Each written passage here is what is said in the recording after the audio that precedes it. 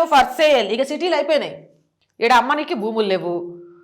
ఇక లిటికేషన్ భూములు తప్ప ఏమంటారు యూనివర్సిటీల భూముల మీద చేతులేస్తే విద్యార్థులు తాట తీసేస్తారు. ఇక ఇప్పుడు పల్లెల మీద పడ్డారు. ఓ పక్క నుంచి సర్పంచ్ ఎలక్షన్ల మీద ఏమంటారు ప్రభావం చూపించే విధంగా ప్రకటనలు చేస్తూ ఇక 2047 కల్లా ఈ దేశం ఎట్లుంటుంది, ఈ రాష్ట్రం ఎట్లుంటుంది చెప్పనా మీకు ఊహించడానికి. అరే చూడు నీకు 2 కళ్ళు సరిపోవు నేను చెప్తాన్నా అని ముచ్చట్లు చెప్పుకుంటూ అదే నీళ్లు నిధులు నియామకాలు అని ఈ రాష్ట్రాన్ని 10 సంవత్సరాల పాటు ఏలి 6 లక్షల అప్పుల కుప్ప చేసిండ్రు కదా, 6 లక్షల కోట్ల అప్పుల కుప్ప చేసిండ్రు కదా. ఇప్పుడు గద్ది నాకు తెలిసి 10 లక్షల కోట్ల అప్పుల కుప్ప అయిందని చెప్పినా కూడా పెద్ద ఆశ్చర్యపోని అవసరం లేదు. అయిందో ఏమో నాకు తెలియదు.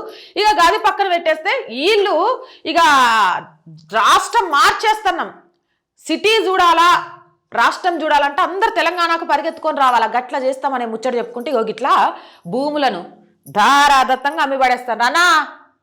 చూడుండ్రి పల్లెల్లో భూమి కూడా హాంఫట్ అయిపోతుందట.